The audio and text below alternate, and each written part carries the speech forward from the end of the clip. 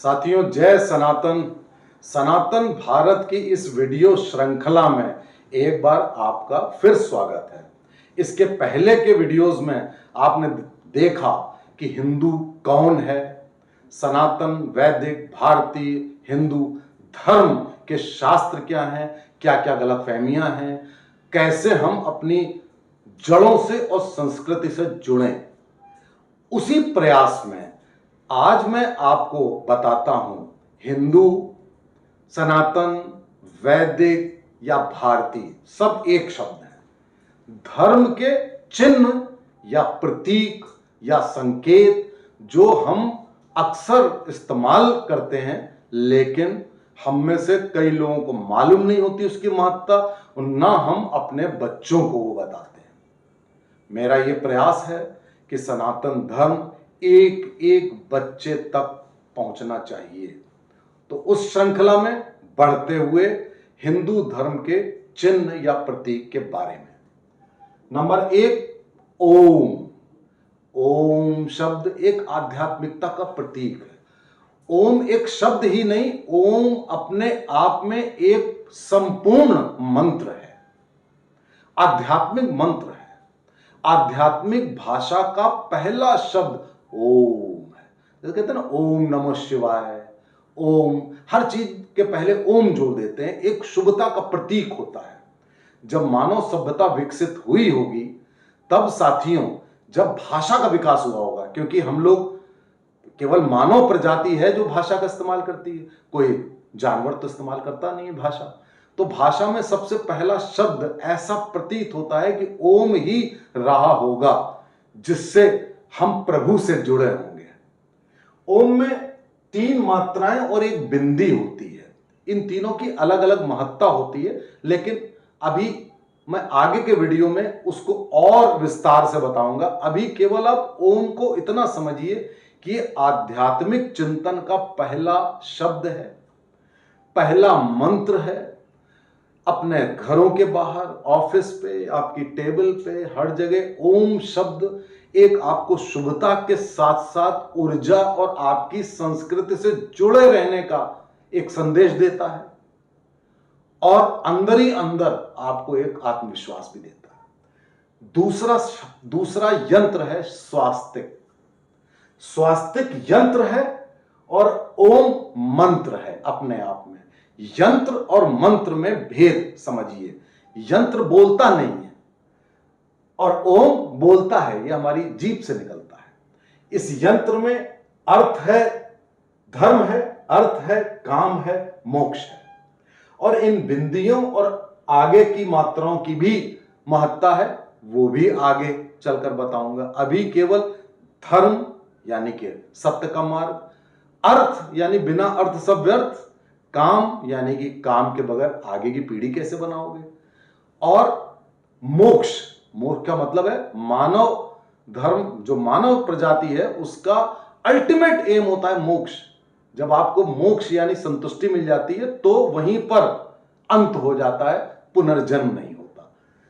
तो ये स्वास्तिक, इसका एक और अर्थ है, स्वास्तिक मीन्स सु यानी कि शुभ, आस्ति, आस्ति का मतलब अस्तित्व, का मतलब कर्ता, शुभ अस्तित्व वाला कर्ता। इसीलिए मंदिरों के बाहर, घर के मुख्य द्वार के बाहर, अपने कमरे में, ऑफिस में स्वास्तिक का चिन्ह शुभ तो होता ही होता है। नकारात्मक प्रभाव नहीं आते, जो निगेटिविटी कोई आपके ऊपर थोपना चाहता है वो नहीं आता। आपके अंदर एक आत्मविश्वास आता है। शिवलिंग पर स्वास्तिक चिपकाते हैं, मंदिरों के बाहर लगाते हैं।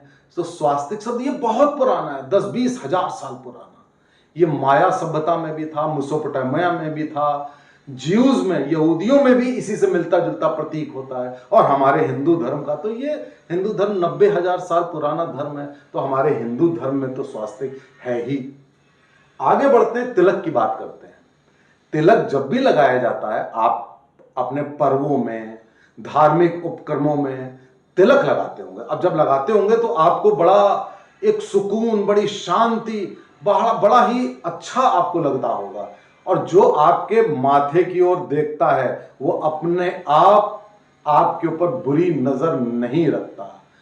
प्राचीन काल में स्त्रियां लाल चंदन का, रोली का तिलक लगाकर योद्धाओं को भेजती थी युद्ध के लिए। एक आत्मविश्वास आ जाता था कि आपके अंदर कि मेरे तिलक लगा है, मैं तो युद्ध जीतूंगा ही जीतूंगा। चाहे सफेद चंदन से लगाया जाए, पीले चंदन से लगाया जाए, लाल चंदन से लगाया जाए, रोली से लगाया जाए, हर की अलग अलग महत्ता होती है, वो आपको कभी और डिटेल में बताएंगे। और उसके ऊपर अक्षत यानी चावल, चावल को अक्षत बोलते हैं। चावल सबसे पुराना अनाज है साथियों, उसको लगाते हैं, दबा के थोड़ा लगाते हैं ताकि चिपक भी जाए। और जब कोई व्यक्ति आपके माथे की आभा देखता है, या आपका ग्लाबेला क्षेत्र होता है मस्तिष्क में, दोनों आंखों के बीच, तीसरी नेत्र के केंद्र, शिव जी का तीसरा नेत्र भी यही था। और तीसरा नेत्र उन चीजों को देख लेता है जिनको ये दो नेत्र नहीं देखते हैं, और रौद्र रूप भी धारण करता है और आत्मविश्वास का प्रतीक भी होता है। तो ये तीसरा नेत्र शिव जी के तो तीसरा नेत्र था। आप लगाते हैं एक तिलक के माध्यम से, और आप देखिए तिलक लगाते ही आपका व्यक्तित्व बिल्कुल बदल जाता है। आप एक बदले हुए व्यक्ति होते हैं। आप बिल्कुल उतना ही बोलते हैं जितना बोलना जरूरी है, और बिल्कुल शांत चित्त हो जाता है, अंदर आत्मविश्वास और ऊर्जा आ जाती है। तो ये तिलक बच्चों को बताइए। हम लोग छोटे थे तो हमारी माताएं तिलक लगाकर इम्तिहान देने के लिए भेजती थी। आजकल ये हो गया है कि तिलक लगाओगे तो बड़ा गलत हो जाएगा। तो वो आप देख लीजिए कि आपके स्कूलों में क्या परमिसिबल है, लेकिन बच्चों को नियमित रूप से यथासंभव तिलक अवश्य लगाएं। उनके जन्मदिन पर हर सूरत में तिलक अवश्य लगाएं। आप जो केक काटते हैं, चलिए केक काट लीजिए, लेकिन मोमबत्ती को बुझाना गलत है, बुझाइए नहीं, बल्कि आप दिया जलाइए और तिलक लगाइए। केक काट लीजिए, बच्चों को शौक होता है, वो हम मना नहीं करते, लेकिन तिलक अवश्य लगाइए। अब मैं आता हूं कलावे पे। कलावा, ये साथियों, ये जो कलावा होता है इसको रक्षा कवच भी बोलते हैं, मौली भी बोलते हैं। आपके घर में पूजा होती है, हवन होता है, आपको पंडित जी कहते हैं कलावा बंधाओ, कलावा बंधाओ। 3 बार या 5 बार रोल करके ये कलावा बांधा जाता है। कलावा ये कच्चे धागे का होता है। इसमें 3 रंग होते हैं साथियों, एक लाल, एक पीला और एक सफेद। ये ब्रह्मा विष्णु महेश का प्रतीक होता है, ये 3 रंग से कवच बांधना। तो ये रक्षा कवच चाहे रक्षाबंधन में आप बांधें, चाहे पूजा में बांधें, चाहे आप हर वक्त बांधे रहे, काले रंग का भी बना करते हैं। ये मैंने काले रंग का पहना हुआ है, ये बाबा भैरव का है, ये भी रक्षा कवच है।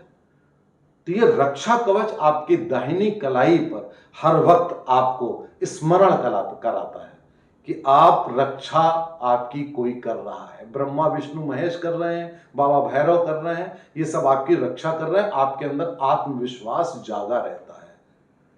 आप कह सकते हैं कि बाहरी प्रतीकों के माध्यम से क्यों? क्योंकि यही प्रतीक, यही रंग है जो आपको स्मरण दिलाते हैं कि आप एक प्रभु से, एक बड़ी शक्ति से बंधे हुए हैं, वो आपकी रक्षा करेगी।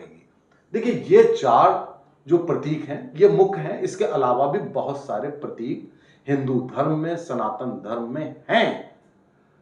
अगर इन प्रतीकों का आप प्रयोग नहीं करेंगे तो आप अपनी संस्कृति से तो दूर तो होंगे ही होंगे, आत्मविश्वास से दूर हो जाएंगे, ऊर्जा से दूर हो जाएंगे, शुभता से दूर हो जाएंगे। तो इसलिए इन चिन्हों का प्रयोग, उनकी महत्ता आने वाली पीढ़ियों को आपको बता करके करनी है कि बेटा ये कवच है, ये तुम्हारी रक्षा करेगा। अब उसके दिमाग में घूमेगा कि मेरी मां का कवच मेरी रक्षा कर रहा है, मेरी मां का लगाया हुआ तिलक मुझे आत्मविश्वास दे रहा है। तो इस तरह के जितने भी हिंदू धर्म के प्रतीक हैं, ये हर मानव के लिए हर मानव के अस्तित्व के लिए ऊर्जा का प्रतीक हैं। इनको याद रखिए, प्रयोग करिए, बताइए, प्रयोग करने से डरिए नहीं। कुछ नहीं होगा, कोई आपका बिगाड़ नहीं सकता। साथियों, इन वैदिक चिन्हों को आज से ही इनका प्रयोग नियमित रूप से करिए। सुबह उठते ही करिए, तिलक धारण करिए, चंदन लाइए, एक चंदन का आप लेप बना करके आप लगाते हैं, आप देखिए कितनी आपको शांति मिले। आप एक डिफरेंट, एक बदले हुए मानव नजर आएंगे। तो आज के वीडियो में मैं समझता हूं इतना पर्याप्त। आगे फिर मिलेंगे। जय सनातन धर्म।